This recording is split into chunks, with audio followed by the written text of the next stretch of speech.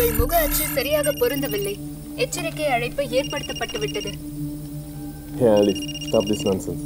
It's me.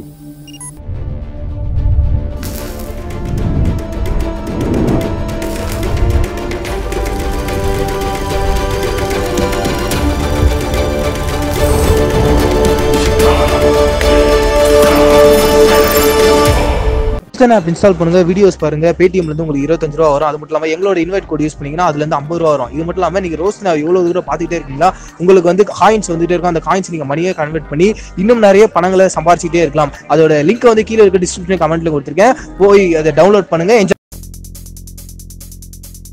நேற்று எபிசோடில் வந்து என்ன நடந்துச்சு, இன்னைக்கு எபிசோடில் வந்து என்ன நடக்க போகுது அப்படின்னு சொல்லி தான் ரிவ்யூ பண்ண போகிறோம். நேற்று எபிசோடில் வந்து என்ன நடந்துச்சு அப்படின்னு பார்த்தீங்கன்னா, மித்ரா ரூமில் வந்து யாரோ மைக் வச்சுட்டாங்க. அந்த மைக் வச்சது யாரு அப்படின்னு சொல்லிட்டு கண்டுபிடிச்சே ஆகணும்னு சொல்லிட்டு அகிலாண்டேஸ்வரி கிட்ட வந்து கம்ப்ளைண்ட் பண்ணுறாங்க. அப்போ அகிலாண்டேஸ்வரி சொல்லிட்டாங்க, உன் ரூமில் யார் மைக் வச்சாலும் அவங்க நான் மன்னிக்கவே மாட்டேன், கண்டிப்பாக அது யாருன்னு சொல்லிட்டு இப்போவே நான் கண்டுபிடிக்கிறேன்னு சொல்லிட்டாங்க. அதுக்கப்புறம் அருண் கிட்ட என்ன சொல்கிறாங்க அப்படின்னு பார்த்தீங்கன்னா, இந்த சிசிடிவி ஃபுட்டேஜ் எடுத்துட்டோம், அதில் தெரிஞ்சிடும் மித்ரா ரூமில் மைக் வச்சது யாரு அப்படின்னு சொல்லிட்டு கண்டுபிடிச்சிரும் அப்படின்னு சொல்லிட்டு அருண் கிட்ட சொல்கிறாங்க. அருண் அந்த மாதிரி லேப் எடுத்து வராரு. அப்போ வந்து எல்லாரும் பார்த்துட்டே இருக்காங்க. அப்போ வந்து மித்ரா ரூம்குள்ள யார் போயிருக்காங்க அப்படின்னு பார்த்தீங்கன்னா, உமா இருக்காங்கல்ல, அவங்க வந்து மித்ரா ரூம்குள்ள அப்படியே ஒளிஞ்சு போறாங்க. மறுபடியும் வெளியே வந்து இப்படி பார்க்குறாங்க.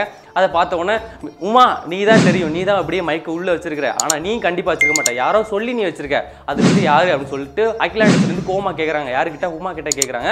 அதுக்கு வந்து உமா என்ன சொல்றாங்க அப்படின்னு பார்த்தீங்கன்னா, ஆண்டி நான் இந்த மாதிரி வந்து மைக்கெல்லாம் நான் வைக்கல, நான் எதுக்கு உள்ள போனேன் அப்படின்னா, ஃபாரின் சாக்லேட் வந்து எனக்கு ரொம்ப பிடிக்கும், ஆனால் மித்ரா வந்து எனக்கு ஒரே ஒரு ஃபாரின் சாக்லேட் தந்தா, இன்னும் நிறைய நான் வாங்குறதுக்காக அந்த எடுக்கிறதுக்காக திருடுறதுக்காக தான் நான் உள்ள போனேன் சொல்லிட்டு ஒத்துக்கிறாங்க.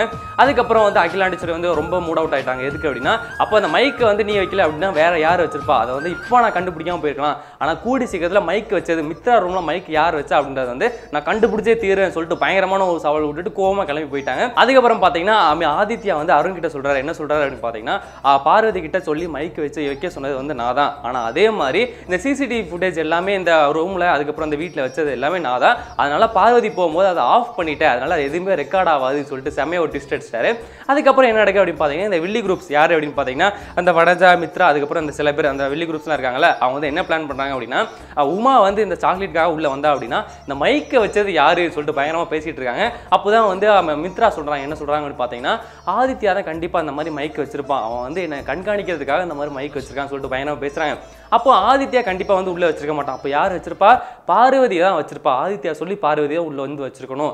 அப்போ பார்வதி எப்படியாச்சும் பழி வாங்கணும் அப்படின்னு சொல்லிட்டு மித்ரா வந்து பயங்கரமா பிளான் பண்றாங்க. அதுக்கு வனஜா ஆண்டி வந்து என்ன ஐடியா கொடுக்குறாங்க அப்படின்னு பார்த்தீங்கன்னா, நாளைக்கு வந்து பந்தக்கால் நட போறோம், அந்த டைம்ல வந்து எப்படியாச்சும் இந்த வெடி அந்த கூடையை வந்து பார்வதி கிட்ட கொடுத்துட்டோம் அப்படின்னா கண்டிப்பா அதில் அந்த தீயை பொருத்தி போட்டா போதும், அவள் வந்து வெடிச்சு அப்படியே செதறிடுவா.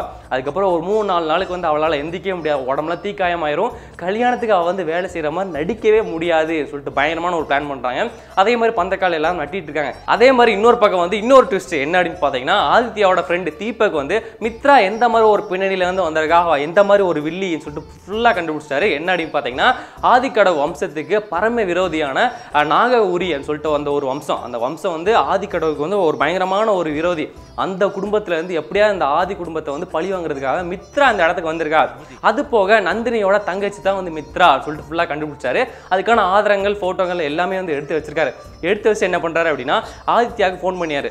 ஃபோன் பண்ணி என்ன சொல்றாரு அப்படின்னா, ஃபோன் பண்ணி நீ வந்து நேரில் வந்து மீட் பண்ணு, அப்போ தான் வந்து இந்த மாதிரி எல்லா மித்ரா பத்தின எல்லா ரகசியம் ஆதாரத்தோட நான் காட்டுறேன் சொல்லிட்டு ஃபுல்லாக வந்து பிளான் பண்ணுறாரு.